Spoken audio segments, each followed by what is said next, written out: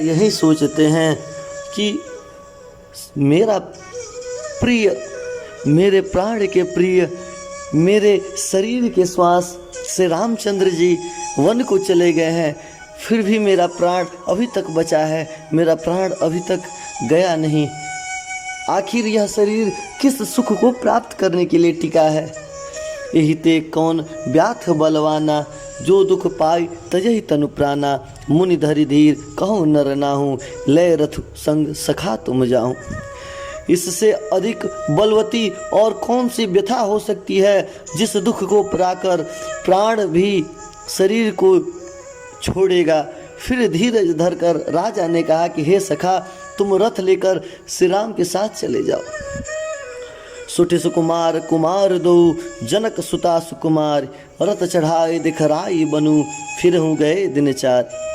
अत्यंत सुकुमार दोनों कुमार की सुकुमारी जानकी रथ में चढ़कर वन दिखलाकर 4 दिन बाद लौटाना, अर्थात राजा दशरथ कह रहे हैं दोनों सुकुमारों को और सुकुमारी जानकी को रथ में चढ़ा लो और वन को दिखाकर 4 दिन के बाद पुनः अयोध्या लेते आना। मेरा संकल्प भी पूरा हो जाएगा और श्री राम का हट भी पूरा हो जाएगा। जो नहीं फिर रही धीर दो भाई, सत्य संध दृढ़ व्रत रघुराई। तो तुम विनय करह कर जोरी, फिर रही प्रभु मिथिलेश किशोरी। यदि धैर्यवान दोनों भाई नहीं लौटेंगे, क्योंकि श्री रघुनाथ प्रण के सच्चे और दृढ़ता से नियम का पालन करने वाले हैं, तो तुम हाथ जोड़कर विनती करना कि हे प्रभु, जनक कुमारी सीता जी को तो लौटा दीजिए, क्योंकि मेरी पुत्री तो अभी बहुत कोमल है। जब सिय कानन देखी डेराई, कहे मोर सिख अवसुर पाई। सास ससुर अस कहूँ संदेशु, पुत्र फिरहु वन बहुत कलेसु। जब सीता वन को देखकर डरेगी, तब मौका पाकर मेरी यह सीख उससे भी कह देना कि तुम्हारे सास ससुर ने ऐसा संदेह कहा है, ऐसा संदेश कहा है कि हे पुत्री, तुम लौट चलो और वन में बहुत कलेश है, तुम यहाँ पे नहीं रह पाओगी। पितृगृह कबहूँ कबहूँ सरुरारी, रहूँ जहाँ रुचि होई तुम्हारी। ए विधि करहूँ उपाय कदम्बा, फिरत होई प्राण अवलंबा। कभी पिता के घर, कभी ससुराल, जहाँ तुम्हारी इच्छा हो वहीं तुम 14 वर्ष तक रहना, किंतु हे पुत्री, तुम इस प्रकार बहुत प्रकार से उपाय करते हुए मेरी पुत्री सीता को लेके आ जाना। यदि सीता जी लौट आई तो मेरे प्राणों का सहारा हो जाएगा।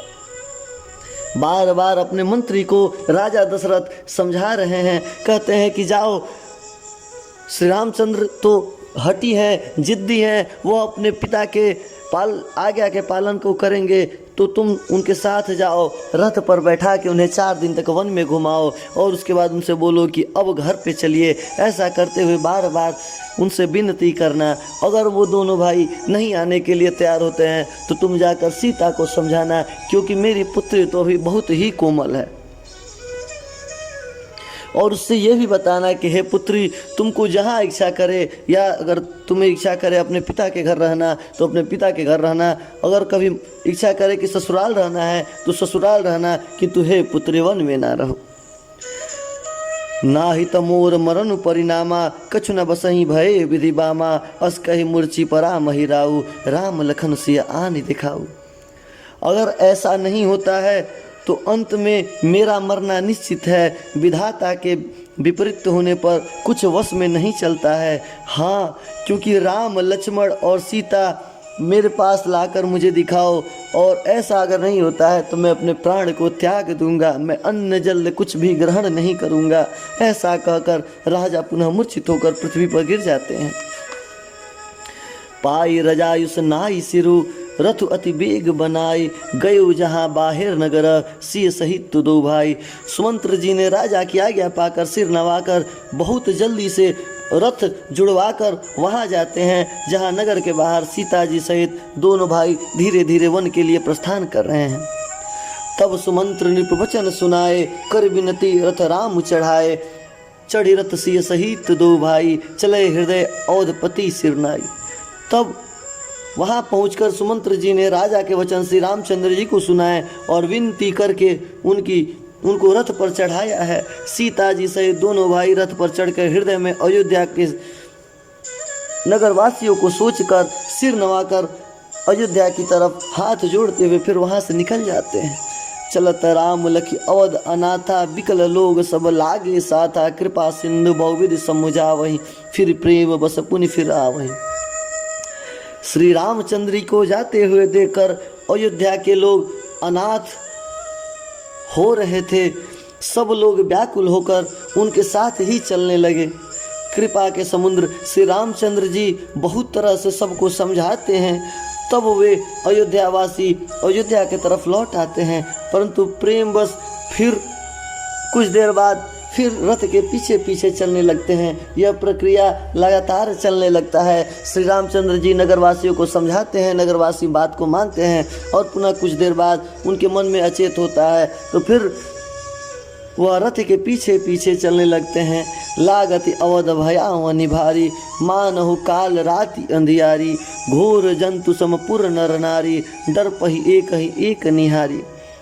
अयोध्यापुरी जो अभी कुछ दिन पहले ही, एक रात पहले ही जगमग जगमग सज रही थी, अत्यंत सुंदर शिरोमणि लग रहा था, आज वहीं अयोध्यापुरी बड़ी डरावनी लग रही है। मान लो अंधकारमयी काल रात्रि आ गई हो। नगर के नर नारी भयानक जंतुओं के समान एक दूसरे को देखकर ही डर रहे हैं। घर मसान परिजन जनभूता, सुत हित मीत मनहु जमदूता, बाघन बिटप बेली कुमलाही, सरित सरोवर दीख न जाही। घर शमशान जैसा हो गया है। कुटुंबी भूत प्रेत और पुत्र हितैषी मित्र मानो यमराज के दूत हो गए हैं। बागीचों में वृक्ष और वेले कुम्हला रही हैं। नदी और तालाब ऐसे भयानक लगते हैं जैसे कि उनकी ओर देखा जाए तो मनुष्य को सामने मौत नजर आए। हय गय कोटिन केल मृग, पुर पशु चातक मोर, पिंक रथाक सूक सरिका, सारस हंस चकोर, करोड़ों घोड़े हाथी खेलने के लिए पाले हुए हिरन, नगर के गाय बैल बकरी इत्यादि पशु, पपीहे मोर कोयल चकवे तोते मैना सारस हंस चकोर इत्यादि चिड़ियाएं श्री राम जी के वियोग में व्याकुल होकर चुपचाप जहाँ तहाँ स्थिर हो गई हैं। राम वियोग विकल सब टाढ़े, जह तह मनहु चित्र लिख काढ़े, नगर सफल बन गहबर भारी, खग मृग विपुल सकल नर नारी।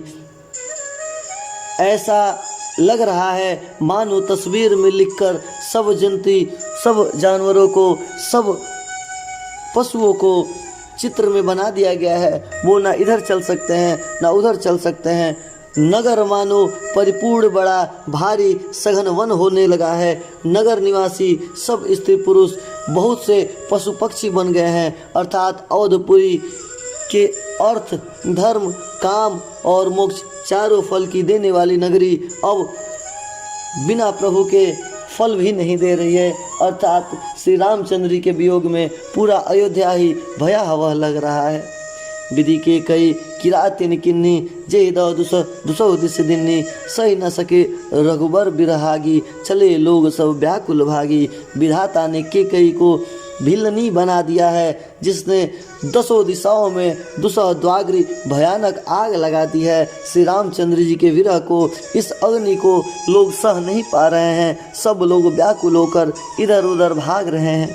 सभी विचार किन्न मन माही, राम लखन सिय बिन सुख नाही, जहाँ राम ता सुबह समाजू, बिन रघुबीर अवध नहीं काजू। सब मन में विचार कर लिए हैं कि श्री रामचंद्र जी, श्री लक्ष्मण जी और माता सीता के बिना सुख नहीं है। जहाँ श्री रामचंद्र जी रहेंगे वहीं सारा समाज रहेगा और श्री रामचंद्र जी के बिना अयोध्या में हम लोगों का कुछ काम नहीं होने वाला है।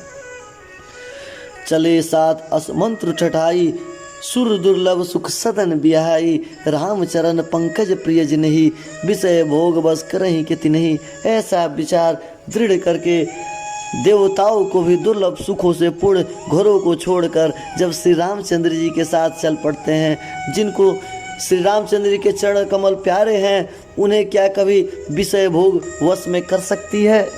कदापि नहीं।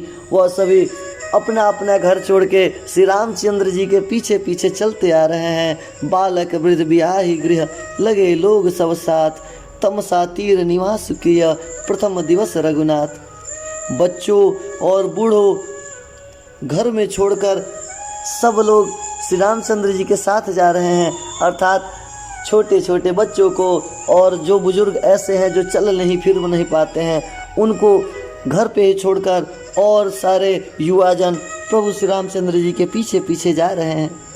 पहले दिन श्री रघुनाथ जी ने तमसा नदी के तट पर तीर पर निवास किया है। साथ ही साथ संपूर्ण अयोध्या नगरवासी वहीं पे प्रभु के चरणों के नीचे ही बैठकर आराम करने लगते हैं। रघुपति प्रजा प्रेम बस देखी, सहज हृदय दुख भयहु बिसेखी, करुणा में रघुनाथ गोसाई, बेग पहे पीर पराई। प्रजा को प्रेम बस देखकर श्री रघुनाथ जी को हृदय में बड़ा ही दुख होता है। प्रभु श्री रघुनाथ जी करुणा में हैं, पराई पीड़ा के तुरंत पहचान जाते हैं, अर्थात दूसरे को दुख देखकर वे तुरंत स्वयं ही दुखी हो जाते हैं। प्रभु ऐसा देखते हुए दुखी हो जाते हैं। कई सप्रेम मृत वचन सुनाए, बहुविधि राम लोग समुझाए, किए धर्म उपदेश घनेरे, लोग प्रेम बस फिर ही न फेरे। प्रेम युक्त कोमल और सुंदर वचन कहकर श्री रामचंद्र जी ने बहुत प्रकार से लोगों को समझाया है और बहुत तरह से धर्म संबंधी उपदेश दिए हैं, परंतु प्रेमवश लोग लौट नहीं पा रहे हैं। प्रभु की इस लीला को, आज के इस वृतांत को यहीं पे रोकते हैं। तब तक के लिए जय श्री राम, जय जय सीताराम।